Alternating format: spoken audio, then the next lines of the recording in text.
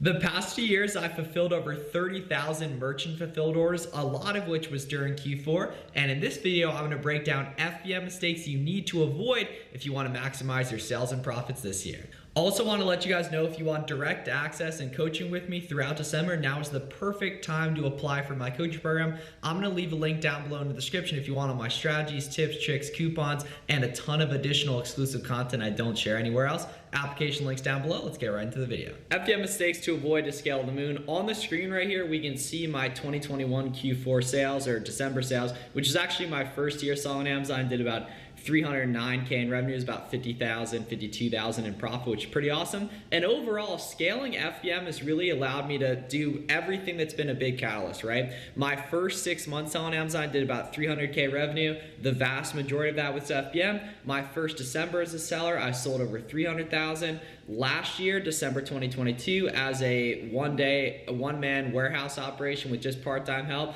80,000 profit, over 492K in revenue. And overall, what FBM allows you to do is test and iterate on the fly to scale fast in a super short period of time, because you get feedback so quick. A lot of the explosive seasonal growth during back to school, during Halloween, during November, during December comes from people FBMing, pumping really fast, because you can replenish really quick with FBM. In that, if FBA, selling on Amazon FBA, if you want to sell a product, you're going to order it today, November 8th, it's going to arrive maybe November 13th, and then it might not check into Amazon until November 27th in terms of being available for sale. Meanwhile, if you're selling a product via FBM, you order it today, it arrives the 13th, you might know if that was a good purchase by the 15th and have that item sold and then a replenish order placed. So you're making money a lot quicker, and this is the time of year when it's really easy to get the buy box FBM.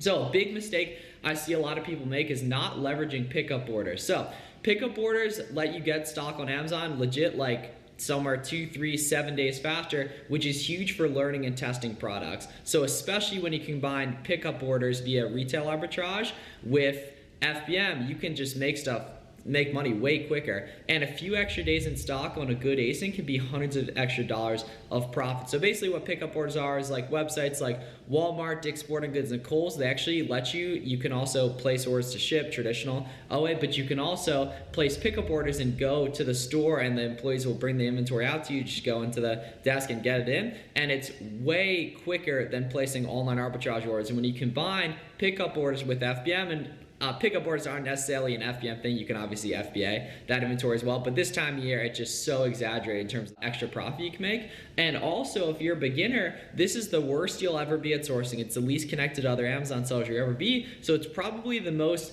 competition and price tanking you'll potentially ever deal with. However, with pickup orders, you're beating the vast majority of your competition to market, in that they're not getting their inventory, even if they are FBMing, 3 to 7 days minimum after you're getting it if you're placing same day pickup orders with retail arbitrage. So when people think of retail arbitrage, they oftentimes think it isn't scalable, but with pickup orders, you can place fat pickup orders to the store and not need to spend any extra time. All you do is drive up, go in, or at like Dick's Sporting Goods, for example, the employees just bring the inventory out to you. They have like little pickup spots in the parking lot. And other stuff you can do with pickup orders is get to know your local employees really well to gain exclusive alpha in terms like new products, what other resellers have been buying, any specific Black Friday, Cyber Monday deals going. And the quicker you can get in a rhythm with this, the better. A big mistake a lot of people make is also just avoiding FBM overall until it's like really too late, or just later in general. Once November 20th hits, and even now, honestly guys, like a lot of you guys should be doing this now, you can start testing everything listed FBM right when it arrives. It's just a good habit to get into in the first place, because you probably aren't doing FBA shipments anyway. So that stock's just sitting dead for a couple days between it arriving and you making the FBA shipment.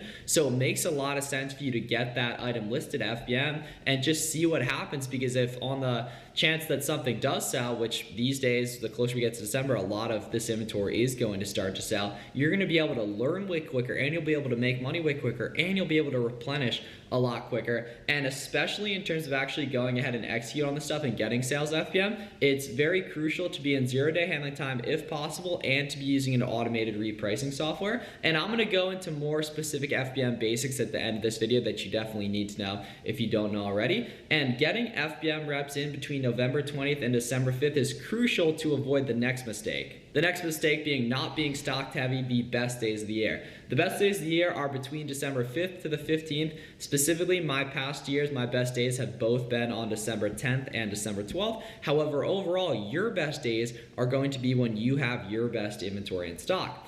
And the best buying days are the 2 weeks before this during Black Friday, Cyber Monday. So that's why it's really, really crucial to be buying stuff during Black Friday, Cyber Monday and testing at FBM as many different ASINs as possible. And overall, just in terms of like the best days of the year being the 10th to the 12th, you're not necessarily buying stuff cheaper than you ever can during those days unless holiday sales stick around, which in some cases they are. But even if you're paying 10% more for an item than when Black Friday, Cyber Monday sales are being offered, many items are buy boxing 10 to 30% higher during these days, so it's completely fine. So the playbook is to test stuff Black Friday, Cyber Monday, as many things as possible, small quantities of FBM, and then where you're really going to make your money is hammering those items and replenishing them heavy between December 5th to the 15th. And knowing in advance what you're going to buy during Black Friday, Cyber Monday is incredibly crucial too, using seller amp spreadsheets of the type of items I'm going to show you in a couple minutes that did really well last year. You should know your favorite ASINs by December 5th to the 15th, and your main priority and your main bottleneck should be keeping those in stock and getting them fulfilled FBM as quick as possible.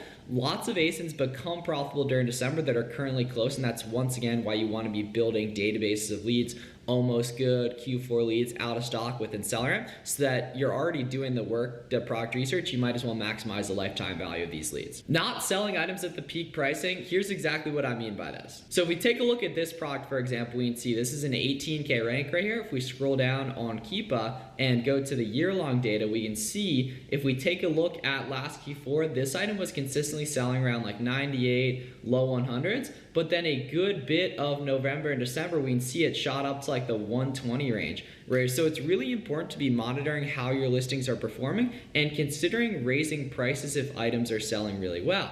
Another tactic with items like this that we can see performed well and in real time, you can use Keepa Product Finder to see what's going up in price during December to find the best performing listings and hop on these. It's also just really important to be checking your repricer minimums frequently and raising them as you go, because a lot of products like this are going to pop off and go up in price, and you can help them go up in price a lot if something's selling really well for you and you're raising your repricer minimum. Another really good sourcing method for items like this, if you go to data and then buy box statistics right here and hit 365 and then filter the most expensive price. This is a great way to find sellers to storefront stock that are really smart and took advantage of this at the peak last year. Another example of a product going to the moon last year and the type of stuff that this was some very smart repricing that drove this product really up. Like we can see this guy's maximum price was probably that $82.95 range that he was hanging out a lot. We can see this item was going for 50 bucks in November and then a good bit of even January specifically, but mainly December. This product was buy boxing up at 80. And this is an example. We can see the seller has a ton of reviews of smart sellers repricing up when they're getting sales and can get a lot of inventory on something. For your favorite items, you'll be manually updating repricer minimums all the time. And if you have 10 plus ASINs and aren't using a repricer, you're pretty much losing money. You need to be using an automated repricer